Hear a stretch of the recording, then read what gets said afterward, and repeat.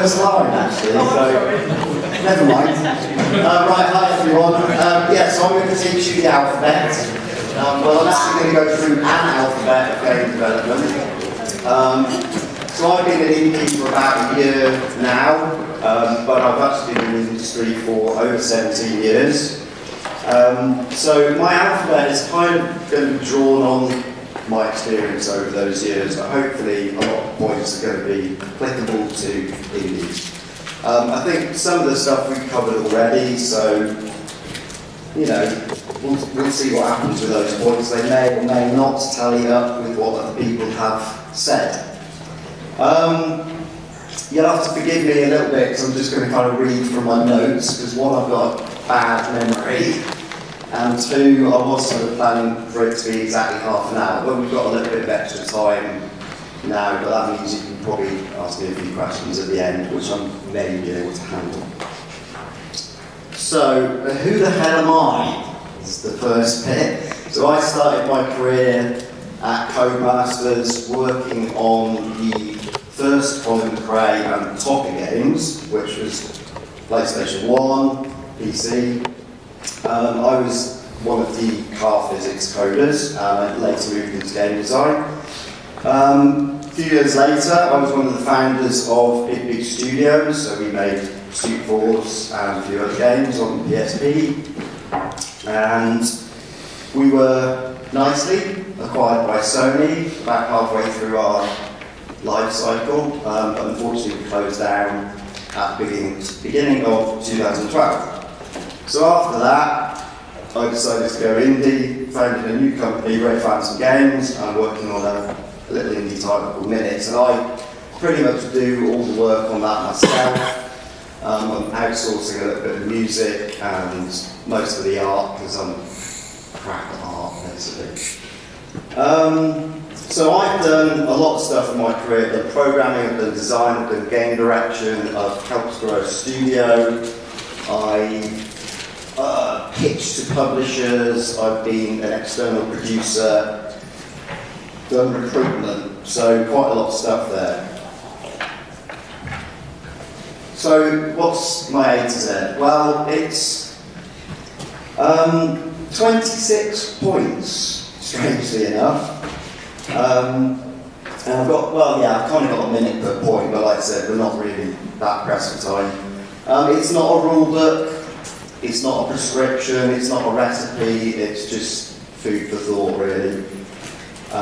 Each of you are going to be at a different stage in your indie dev careers, so you can kind of take or leave these things. They may or may not be new or relevant to you. Feel free to disagree or ignore them, and I'll be happy if you take away 2 or 3 at the end of the talk to think about. So, right, afterwards, at lunchtime or whatever, later on, if people are going to the pub, I'm happy to talk about stuff as well. So first, agile development, which we've heard about already. I'm not going to talk about it in detail. I'm sure some of you are doing it. Some of you will know about it. It's something that Steve's going to talk about in the following talk, I think, to some extent. Let's see over there. I'll make 2 points about it. One, it works, and it will help you deliver projects on time.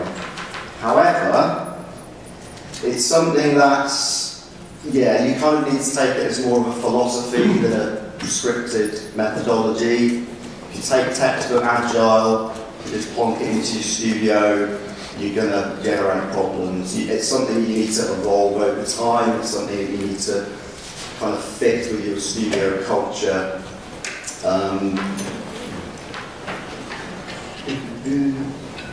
What's that? Yeah, you just need to carefully adopt it, but it does work. B is bug bashing. So in traditional software development, it was always a case of fix all the bugs at the end. So we would do 2-year projects, and you get a list of 4,000 bugs at the end of the project, and then you look at that and go, oh my god, we've got to fix all those. It's crazy. So it's way better, to continuously test and fix, try and keep the bug count at a consistent level. This has got a load of benefits, including it gives you a smaller bug count overall because you're not compounding problems. Also, it means you've got a product that's ready to go pretty much if you need to show to stakeholders or just generally play in the studio. It's a hell of a lot easier to work with. C is for crunch. Yeah, there just seems to be a bit of a crunch is okay thing going on in the industry at the moment. I'm just like shocked by that, to be honest. So I've done crunch, I've made myself do crunch, I've made people do crunch, asked people to crunch. It's just a horrible thing. It really is a horrible thing. And if it occurs over a long period of time, it really will have a negative impact on your personality, your well-being. So some people dress it up as a sort of an exercise in bonding or camaraderie. Some people will say, oh, it's okay, you get a bonus at the end. Some people say it's bad management. I think that's definitely the case if it's planned crunch, which is a terrible thing.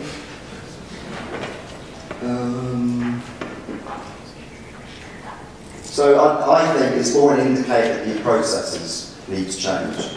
We saw a drop in crunch as our agile processes developed, changed, improved. And I think had the studio stayed open, then we would have got it down even lower. I'm not saying it's possible to eliminate it completely. I mean, there are always unknowns and last-minute changes to be made. But I think generally it's just something that we should view as a bad thing, and we should, as an industry, let's try and generally eliminate it as much as possible. D is don't dwell on details. So this is one thing I've learned over time, is not to dwell on the details too much. And I think as you know, we're all creative people, and we often, that means we're perfectionists, and everything has to be just right. The problem with this is that you're going to spend a lot of time and effort on, you're going to waste a lot of time and effort, or overspend that time and effort. So, stupid example on the screen, changing the colour from bluey grey to grey blue, the end user is not going to give a shit about that. And actually that's a real world example from a project that I worked on many years ago. So I think you need to spend the time on the things that matter to the player, much more time on that than the things that don't. I mean, it sounds obvious, I know that sounds obvious, but making games is it's an emotional activity, but you need to develop an ability to let practicality trump those emotions. So E is for engines. So we've seen some interesting announcements at GDC this week, which is sort of shaking up the engine market. I just got a couple of points to make. It doesn't matter which one you use, it's up to you, do what's right for your studio, for your game. But if you're using a commercial or a free engine, then you need to be aware that that's a big external dependency. And that constitutes a risk. So you need to have a backup plan that can kick in with minimal disruption. The other point is that if you've got an in-house engine writing it yourself, then resist the natural temptation to overhaul it and rewrite it every project. And this, I've seen this so many times, and it's just crazy. You need to focus on what the game needs and just make incremental changes and improvements as time passes.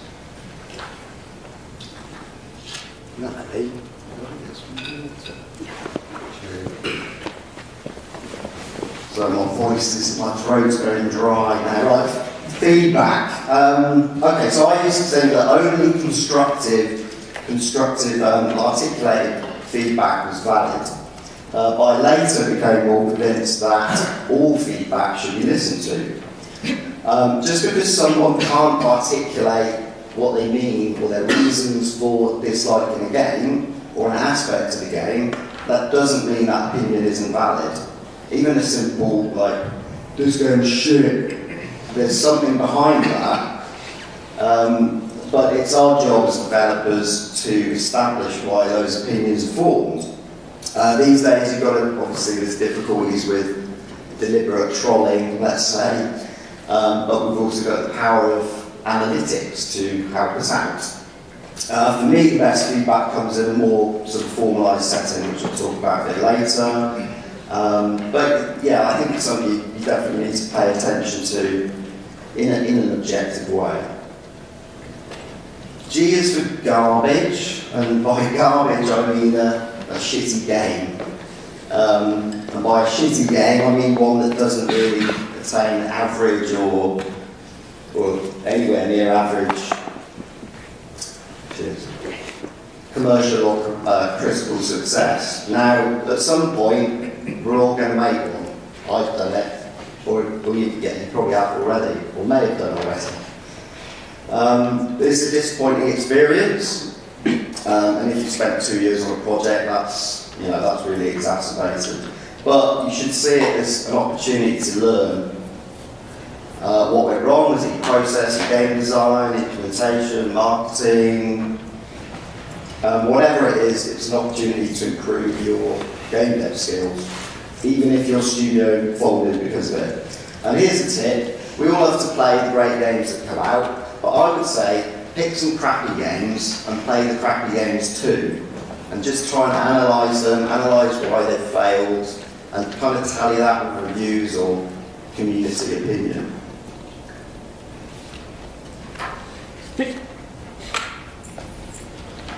Right, help with funding, we touched on this a little bit yesterday. So if you look into the subject, there's quite a lot of ways to obtain lower levels of funding for your business. I'm not talking thousands, hundreds of thousands of pounds. For that, you probably need to go to publishers or investors.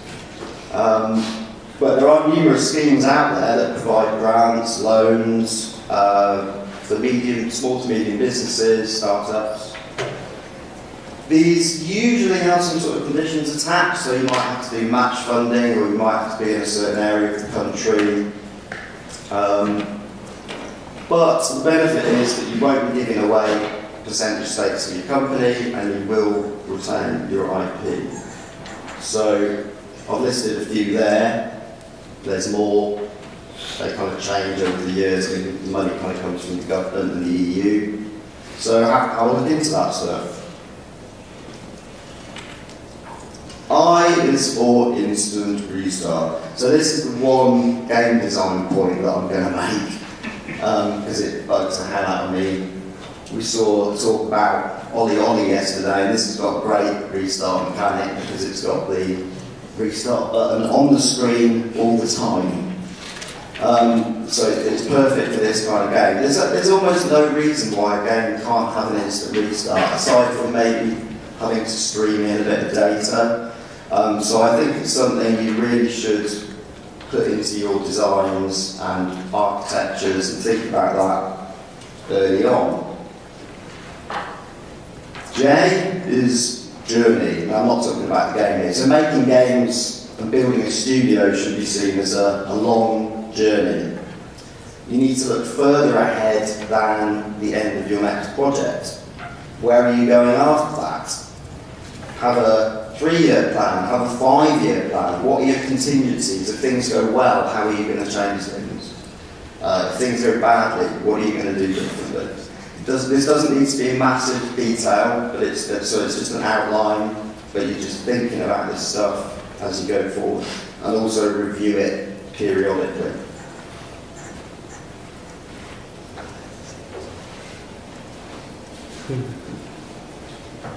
Right, K is kill quickly. This is something we've touched on already, so this is the same as fail fast, basically. So I'm just going to blast through this one. So as soon as a game design or a prototype is not working, then kill it immediately. Get on with the next thing. And again, this is one of these things that's really, really easy to say, but emotions come into it. So again, it's one of these places where you need to apply some practicality and let that trump the emotions that you have about, you know, your creative investment in that idea. L is localization. So there's some debate about the difference localization makes to sales, but I think in my experience it does help, and you certainly get a lot of goodwill from community, especially in foreign countries, obviously. So actually translating a game into a small number of languages, so French, Italian, German, Spanish, for example, is actually pretty cheap. You're talking about like just over 100 quid to get that done. Again, small game, I'm only talking about words, I'm not talking about audio localization as well. You have to balance the cost of sales against what you think your estimated impact. Balance the cost of the localization against the estimated impact on sales. But the thing to say is if you think you might want localization in your product, then implement it early. It's a hell of a lot easier if you implement it early rather than doing it later. M is media training, and yeah, that's me in that photo. Media training is really useful, interesting. It will equip you with some tools for dealing with on-camera interviews, radios, podcasts, how to get your message across, what not to wear, how to turn questions that you don't want to answer into things that you do want to talk about. So yeah, basically turn you into a politician. Like most training, it's going to cost you money, but this is one area where the help for funding might come in. N is naming convention. So, naming conventions usually established at the beginning of a project. These are really, really important for the organisation of assets, art, audio, gameplay assets. Applies to code and workflows as well, so naming things within Unity or 3ds Max, for example. On a small project, you can get away with not doing it, but as you get a larger team, more assets, then it becomes really, really important to reduce confusion. It becomes much easier to find files, reduces mistakes when saving, and enables automation, so batch processing tools, for example. So I think it's good practice to adopt early on. O is original thinking. So at Sony we used to have a saying which was be first or be best, and obviously as indies being first is really important. Being original as part of getting your game noticed. But coming up with original ideas is hard. So, I mean, this stuff's a little bit off the wall, but I'm just going to give you a couple of ideas to try. Now, there's a technique that Salvador Dali used, where he kind of put himself into a almost sleep-like state and then wake himself up just as he was getting into that state. And just look for that on the internet, you can find it quite easy, just Salvador Dali, creative thinking. The other thing that I try is eating different foods before I go to bed. And I find cheese or orange squash really work. Just make sure you've got your lovely notepad by your bed, so when you wake up with this crazy idea, you can write it down.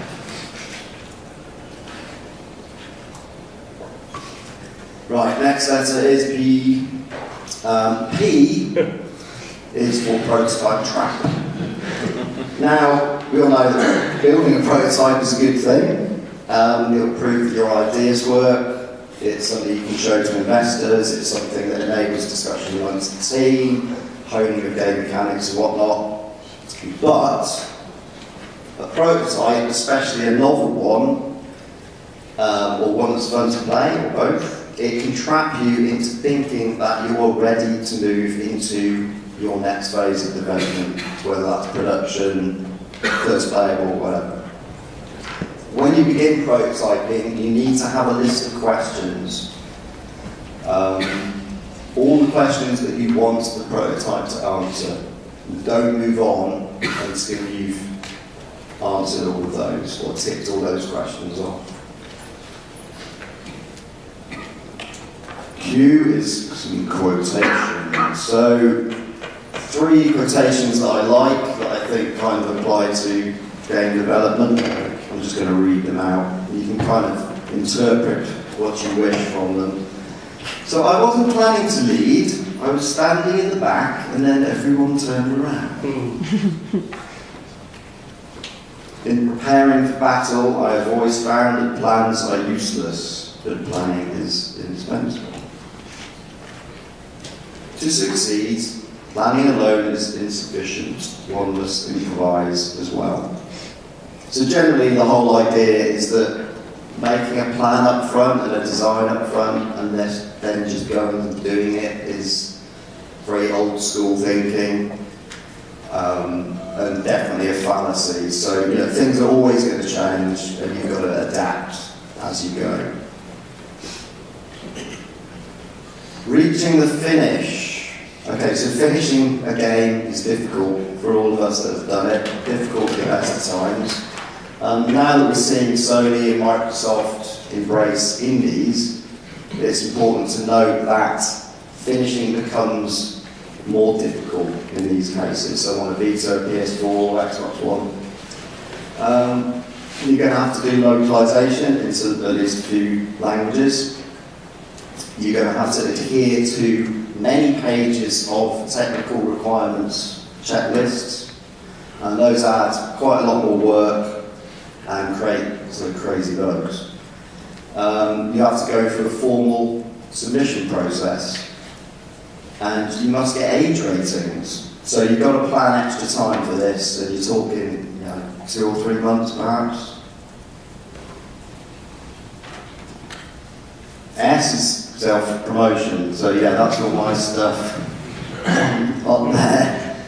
We've heard a lot about this, so I think we all know this. And take the opportunity to promote yourself, go to networking events, meetups, conferences, give a talk, use social media, write a blog, do a podcast, build your community, build your fan base. And I think it's, now you guys have got an advantage because 15 years ago, 10 years ago, the tools that we have now, Twitter, etc., we just didn't have them then. And we were all very beholden to the publisher and what the publisher wanted to say to the public.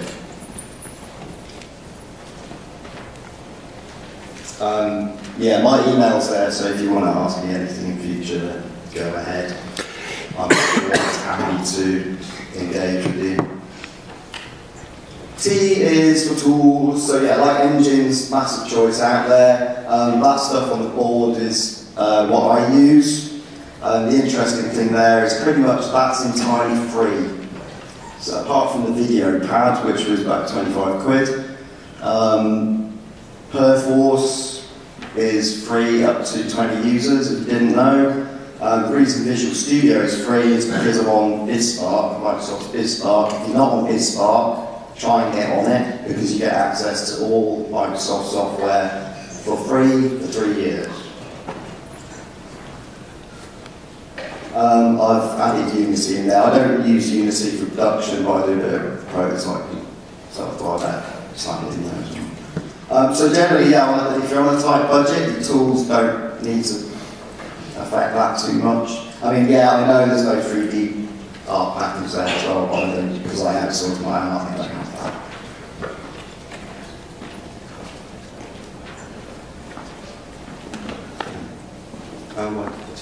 You good?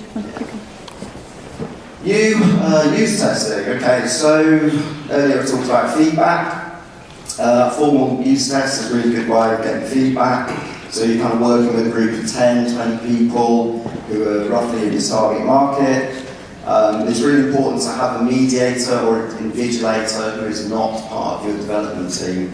That means that the people who are in the test can give really honest feedback to that person. They're not worried about offending anyone. Do questionnaires, do one-on-one interviews to extract information, and you'll end up with a bunch of statistics and a lot of sort of subjective viewpoints.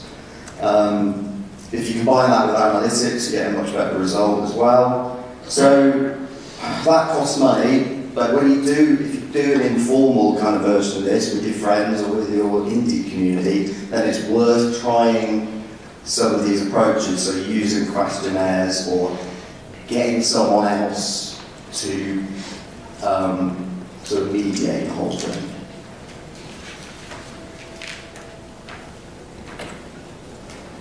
Variety is the spice of tea. Now, this point is not about women in game development, although perhaps it should be, because obviously that's quite an important issue. This is actually a word of caution. So if you aspire to create a studio that is a perfect environment, a sort of game dev utopia, a place where everyone is happy, then it can actually backfire on you. Because no one wants to leave.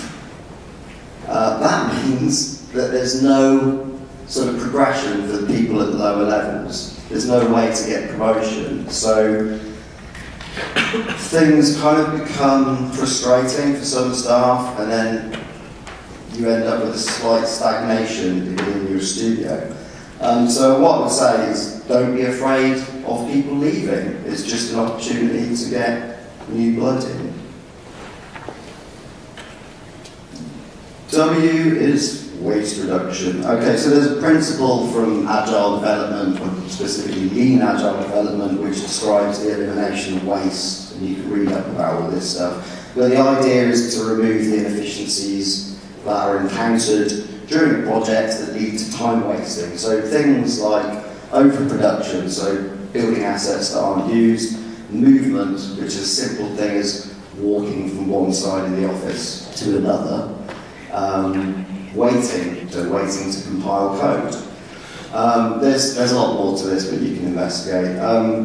So my tip is really just, once a month or once every 2 months, just sit down and analyse a couple of things that are taking more time than you think they should, and fix them in the same way as bugs, really. So just fix something in your process. So whether that's using a distributed build system or getting a programmer to optimise a tool that's taking time.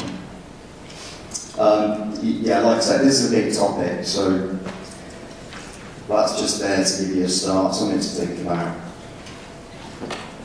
X is for Xavier. So, unfortunately, none of us can read minds, and it's impossible to predict success. And I'm not even sure Professor X would have predicted, and you know what's going to come up, don't you? Any guesses? Flappy Bird. Yeah, Flappy Bird. So, I think, for me, the thing is that you've got to accept that success is elusive, and you need to build your business, your business plans around the idea that our games are not necessarily going to sell millions of copies. Create a business that can sustain itself. Small teams, short projects, maybe niche titles, work for hire, and you kind of keep going, gain a following, get a good reputation, build up a quality portfolio of games, and that basically makes your chances higher of getting that hit and bringing you the big success. Y is you, and that means you lot. The games you make, how you make them, how you market them, everything, really at the end of the day, it's all up to you. As I said at the beginning, this isn't a rule book. You've got to find what works for you. Your games, your business, it's your responsibility. There are loads of books, conferences, tutorials, blogs, mentors, all these things can help, and you can absorb the information from them. But most of what you will learn is going to be in the doing. So do it. Right, you're probably all feeling like this now. So yeah, nearly done. Wow, that felt quick. So yeah, after all that, it's time for a little nap. So, game development is tough. I've touched on quite a lot of aspects of game development, but I've only made one reference to game design, and I've not talked about the other core activities of programming and art, and those are like the main things we do, really. So just have a little think, well, I don't need to think, because I'm going to list a few things off. Just have a think about all the things we do, even in a perfect scenario. So employ good processes, work normal-ish hours, design an inspiring game concept, generate and share ideas, write great engines, tools and code, build fantastic assets, integrate quality audio experience, hire skilled people, work together in a happy and productive environment, deal with relationships, report to stakeholders, manage changing requirements, teach and learn from each other, deliver on time and on budget, ship a free product, convey responsible attitudes to consumers, listen to your fan base, engage with journalists, promotions, marketing, sport, games, yeah. So there's a lot of stuff there. So basically, and if there's one thing that you're going to take away from this, take this away. When you need to take a break, take one. Recharge when you need to, and have a holiday. And don't feel guilty about it. And that's it. Thank you very much.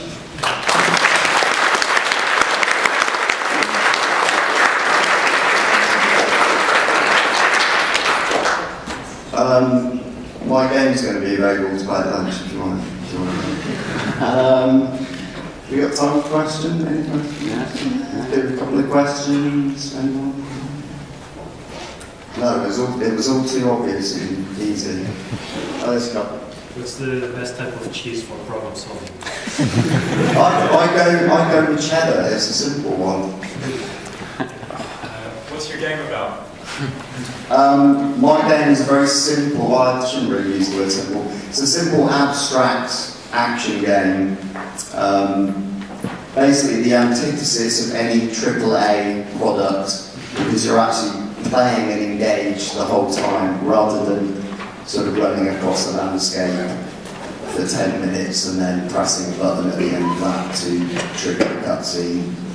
Not that I don't like those kind of games, but yeah, it's difficult to describe. If you, come and have a go and you'll come and get it. So on D, you said don't dwell on details, break your brain. And then you also said that making games is an emotional activity. And I find it kind of contradictory because these details are what touches us,